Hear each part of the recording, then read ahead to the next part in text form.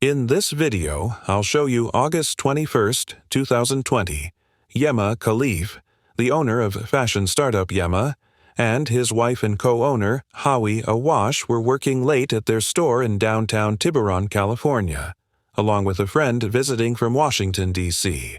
According to Mr. Khalif, a Tiburon police car drove around the block 3 times, at one point stopping across from the store for about a minute. After conducting the surveillance, the officer parked and began to approach the store. Hey guys. I've never seen you open this late. Yeah. Are you just restocking? No, just doing our thing. Just doing your thing? What's your thing? What's up? Well, I've never seen anyone in the store this late. Is there a problem? Okay, baby. No, just chill, chill. Is that a problem? No, sir, there's no problem. I've never seen anyone in the store this late. I wanted to come check in, make sure everything was okay. There's no problem going on. Okay. Yeah. Are you guys restocking the store? There's no problem going on. Why are you here so late? It does not matter. It does matter. To who? To me. Why? Because the store's never open this late. Is it your store? No.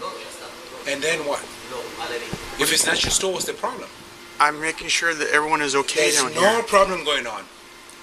So if you have a problem, you let me know right now if there's a problem. I just want to know why you guys are here so late. It does not matter. It does matter to me.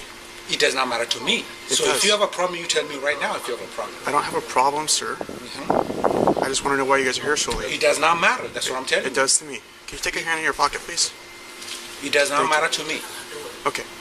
Why are you guys here so late? It does not matter to me. I don't care, sir. If you have a problem, call your chief of police, call whoever you want to call. My supervisor's already on his way. Yeah, call him. Tell him to come talk to me. He's coming. Or one of you own the store? Huh? Do one of you own the store? It does not matter. I'm not going to answer your question. If you have a problem, you tell me you have a problem. I have a problem with you guys being here so late and you not telling me why. Is it your store? No. So you call your supervisor, tell him to come here. He's already on his way. Okay, so when he's here, knock the door, tell me he's here. Is that okay? Okay. Can you just tell me why you guys are here? It does not matter. Call your supervisor, tell him to come here, and then... Do one of you two own the store? No, do not talk to anybody else. Talk to me. You're talking to me right now. No, I'm talking to all three of you. You're talking to me, sir. Okay? You're talking to me. Call your supervisor, let him come here. He's already on his way. Okay, so when he's here, you let me know. No, why don't you come out here? The officer orders Mr. Khalif to step out of the store, which would constitute a detainment by show of authority. As we've discussed many times on ATA, in order to detain an individual, police officers must have a reasonable suspicion that the individual is involved in criminal activity.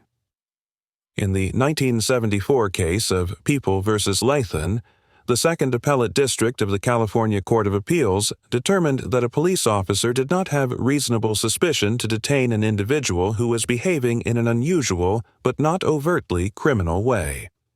The court stated that not only must an officer have a rational suspicion that some activity out of the ordinary is or has taken place, but the officer must also have some suggestion that the activity is related to crime.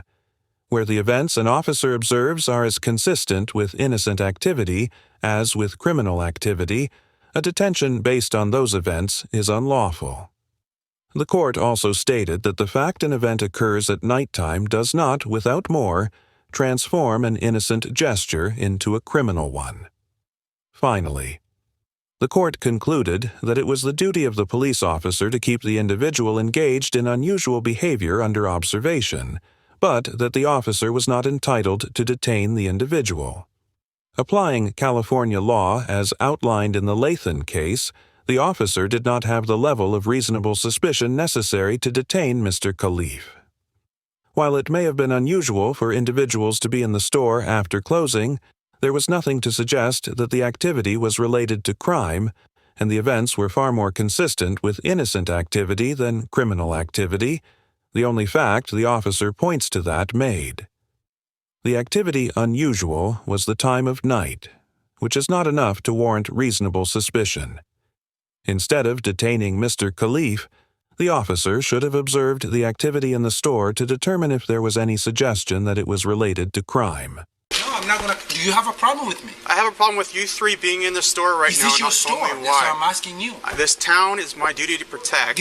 I live here. Do not tell me about whatever. That's fine. Okay. Where do you live? I'm not going to answer your question. When your supervisor is here, you tell him to come talk to me.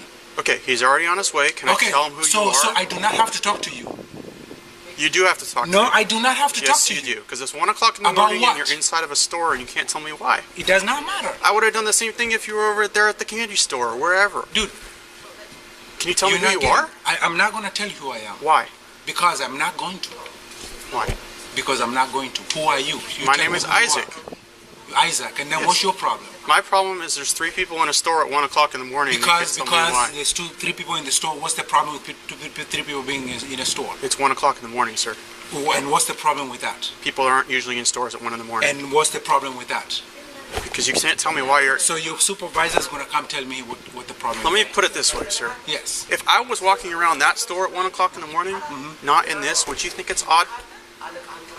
Would you think that was odd? If you are doing what? If I was in a store at 1 o'clock in the morning... I'll be minding my business. Huh? I'll be minding my business. I would think that's a little strange. I'll be minding my business. I'm not going to tell you anything. You're going to bring your supervisor, you bring your supervisor. He's coming right now. He's right here. Okay. You tell him to come talk to me. He's on his way. Okay, where's your supervisor? He's right there. Okay, tell him to come then. Okay. Yeah. Supervisor, how are you doing? That's right. How are you, You came 3 of you guys. What's going on? What's the problem? There's 3 black people in the store. What's the problem with that? So it's 1 o'clock in the morning. There's 3 people in the store. There's 3 black people in the store. 3 o'clock in the morning. What's the problem? There's 3 people. There's 3 black people in the store. It's 3 o'clock in the morning. What's the problem? It's 1 o'clock in the morning, and Yes. we never have any activity at the store at that time. Okay. Is this your store? So what's the problem with having 3 black people in the store? You keep emphasizing black people. That's not. Yes, you cannot tell me you don't see that. You see that 3 black people in the store. What's the problem with that? I see 3 people in the store see black at people 1 in the o'clock in store. the morning. I see 1 o'clock in the morning. This Okay. street's closed up at 9 o'clock at night. There's Okay. nobody here. Okay, so what's the problem? That's the problem. Okay. This street closes at 9 o'clock at night, and there's Okay. never anybody in here. Okay. This isn't regular business hours. There's no Okay. customers in there. Okay. Is it your store? That's all we want to know. Do you want to know why? I want to know what you're doing in the store at 1 o'clock in the morning. Okay, if I tell you it's my store, then what? Then show me that it's your store. I do not have to show you nothing. The Tiburon officer was joined by his supervisor, Sergeant Michael Blassie, who demands that Mr. Khalif prove he owns the store. In general, citizens are not legally required to assist police officers with their investigations. In this situation, Mr. Khalif did not have a responsibility to answer Sergeant Blassie's questions, explain what he was doing in the store, or prove that he is the owner of the store. He claimed to be the store owner, and the officers had no evidence that he was being untruthful. There were no signs of forced entry, such as broken windows or doors. The lights were on. On in the store, the individuals inside were not trying to hide, and nothing was ransacked or destroyed. The store alarm did not go off, and no one called the police to report criminal activity. There is far more evidence to suggest nothing illegal is happening than the conclusion that criminal activity is occurring. The officers easily could have accepted Mr. Khalif's statement that he owned the store and stayed outside to observe the activity occurring in the store. I don't have to prove anything to you. If I tell you if it's my store, then what? Aren't you glad we're looking out for your store? I am glad you're looking out for my store. But if I tell you it's my store, then what? Then you should be grateful that we're being as diligent as we are to look out for the street. That's all we do. Okay, it's my store. Okay, did you identify yourself? I do not have to identify myself to anybody. It's my store. Okay, then what? Sergeant Blassie argues that the officers are justified in their demands because the stores in the area are closed at night, and the sergeant's experience as an officer would likely play a role in the court's ruling. Starting with the infamous Terry case, courts have given considerable deference to a police officer's experience when determining the reasonableness of a stop. In the Terry case, the Supreme Court determined that officers have reasonable suspicion when they observe unusual conduct, which leads them to reasonably conclude that criminal activity may be occurring and that when determining whether an officer acted reasonably. Courts must give due weight to the specific reasonable inferences that officers are entitled to draw from the facts in light of their experience. Through the years, the level of reverence courts have given to officer experience has grown, and there are many court decisions that deal with this issue.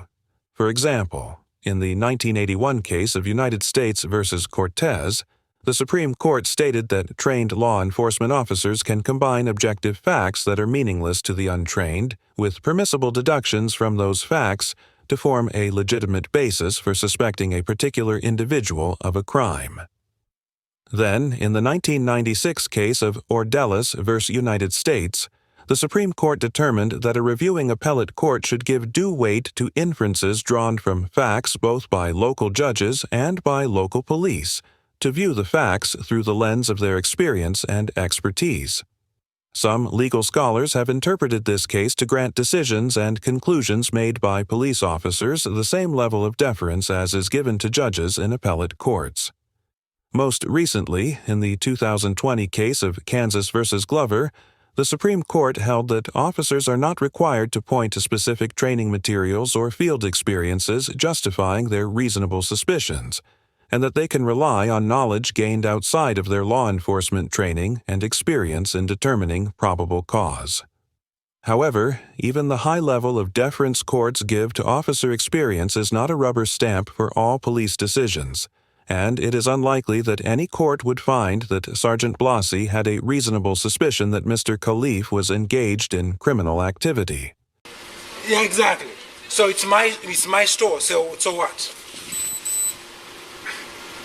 Can you prove that it's your I store? do not have to prove anything to you, Actually, sir. you do, sir. No, I don't. Yes, you do. No, I don't. To who and to why? Oh my God! I do not have yes, to prove you my do have to existence prove to you. who you are. I do not have to prove my You existence are to in you. a store Yes. after hours when the Yes. stores are closed Okay. on this street all night. Okay. This last store that closes is Sam's Anchor Cafe right over there, and Okay. it closes at 10 o'clock at night. Okay. There's 3 people in the store in the middle of Okay. the... Excuse me, I'll put this on now. Okay. Sorry. Okay. There's 3 people in the store in the middle of the night. We are Okay. doing what we're supposed to do. We're looking out for our community. Okay. That's all we're doing. Okay. That's it. You're looking out for my community. That's Yes. what you mean to say. If this is your store, you're part No, of not our that if community. this is my store. I've already told you it's my store. Don't use the word if. Okay. I've told you it's my store. Okay, then we're looking out for don't your use the word community. if. Okay. Do you want us to look out for your community, do or want do you you want to- us to let anybody just walk in here at 2 o'clock in the morning and steal all your stuff? I want you to look out for my You community. sure? Yeah, Because you sure. don't sound like you're very grateful. No, You no, no. sound like you're very defensive. No, I do not sound defensive. Really? Hey. Come on now. Calm You're down. being very defensive. No, calm down. My officer is Calm doing down. his job. Your officer's not doing his job. Yes, he is. Yeah, listen. Yes, he is. Listen. He is doing his job. Man, that's exactly what I did. I knocked and asked if you guys were Yeah, or but did the restocking. alarm go or- off, though? I didn't know you had an alarm system, sir. I just got here. Sir, we're supposed to drove look by. out for this neighborhood. There's a That's what sign we here do. that says Red Roof Security. Those What are do a you dime a mean? dozen, and half of those aren't even half of those don't have active alarms with them. Okay. All right. So I want to wrap up this conversation. We're wasting time. So what's going on? What's up? What's the next step? Prove Can to you us just- that you have keys How or is a my way to store- get okay, in the okay, house. wait. There you go. That's a perfect thing. I just asked for No, that. okay. You know Look, what? Put wait. the key in the door, and we're out of here. Put the key in the door? Put the key in the door. If, asked you if if this your is your keys- store, you have the Not key in even the if door. I'm telling you. There you go. Stand back, please. There you Do go. not raise your voice at me. Put okay? the key in the door, Don't we're raise outta your here. voice at me. Just chill. I'm gonna put my key in the door. That's his store. What's that? That's his store. Thank thank you you, very sir. much. That's all I need to know. My dude knows. Thank you. See ya. After repeatedly insisting that Mr. Khalif needed to prove that he owned the store, Sergeant Blassie immediately accepts a stranger's statement that Mr. Khalif owns the store and walks away. The stranger provided no further evidence than what the officers already had, as Mr. Khalif had informed them that he owned the store multiple times. The officers did not ask the stranger any additional questions or take any actions to determine his credibility, and simply walked away from the encounter based on his word. Thank you for your time. You put the key in the door first. Can you put the key in the door, please? I'm not going to put the key in the door. That's your supervisor. He says you walk away. Well, we're good. The same day as the incident, Mr. Khalif posted a video his friend recorded of the interaction on Yema's Instagram page, alleging that the encounter was an instance of racial profiling. The video went viral, sparking a protest in support of Mr. Khalif and the Black Lives Matter movement. The protest, which occurred on August 29, 2020, was attended by over 200 people who marched to the Tiburon Police Department where Mr. Khalif spoke about his experience. In response to the outrage, Sergeant Blassie resigned on September 1st, and Tiburon Police Chief Michael Cronin resigned on September 13th. It is unclear whether Khalif is taking further legal action. Overall, the Tiburon officers get a C- for misrepresenting the concept of reasonable suspicion, detaining Mr. Khalif without any evidence of criminal activity, and for accepting the opinion of a random citizen while simultaneously ignoring the very same claims for Mr. Khalif. Although it could certainly be argued that the Tiburon officers had good intentions, their investigative tactics were far from reasonable, and the officers took the most invasive route possible when merely observing the scene to determine the criminality of the situation would have likely rendered more favorable. Results for everyone involved. The officers simply did not take the time to gather more evidence before confronting and accusing Mr. Khalif of criminal activity and were operating under the impression that Mr. Khalif was required to answer their questions. While the City of Tiburon's arrest data does not explicitly indicate a pattern of racist enforcement, there is an argument to be made that implicit bias played a role in this interaction, but the sample size of the arrest data is too small to draw any accurate conclusions. Out of the Tiburon Police Department's 51 stops made between January 1st and December 31st of 2020, only 2 were African Americans, making up only 3.9% of the total. All that said, when compared with the City of Tiburon's census data for 2020, the department's arrest data does indicate a slight imbalance for minority enforcement. But as mentioned before, the sample size for the arrest data is too low for accurate results, and there are a plethora of other variables that could influence this discrepancy, such as tourists being stopped by police. Ultimately, the officers did not arrest Mr. Khalif or place him into handcuffs, but that does not absolve them from failing to conduct a legitimate investigation and accusing Mr. Khalif of criminal activity with no evidence. Mr. Khalif gets an A- because although he could have invoked his right to remain silent more effectively, he did not allow the officers to intimidate him or force him to comply with their unreasonable demands, and he made a legitimate effort to dispel their suspicions without compromising his Fourth Amendment rights. At no point did Mr. Khalif break the law, and at no point was he reasonably suspected of breaking the law. It is clear that the California courts would have favored Mr. Khalif in this situation given their rulings in the past, and this interaction is a testament to the notion that the Tiburon officers could use more training on the state's case law. Mr. Khalif's reluctance to assist the officers in their investigation could be seen as inflammatory, but he was under no legal obligation to aid the officers with their investigation. After all, being accused of robbing your own store would likely dissolve the trust of almost anyone.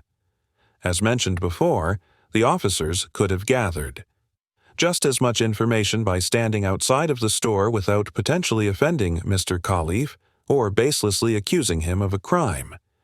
And it's difficult to fault Mr. Khalif for having a reactionary response to their accusations. I commend Mr. Khalif for having the conviction to challenge the logic of the officers and the courage to defend his civil liberties. Be sure to give your support to the Marine Independent Journal for covering this story. Thank you very much for watching the video. Subscribe our channel for next video.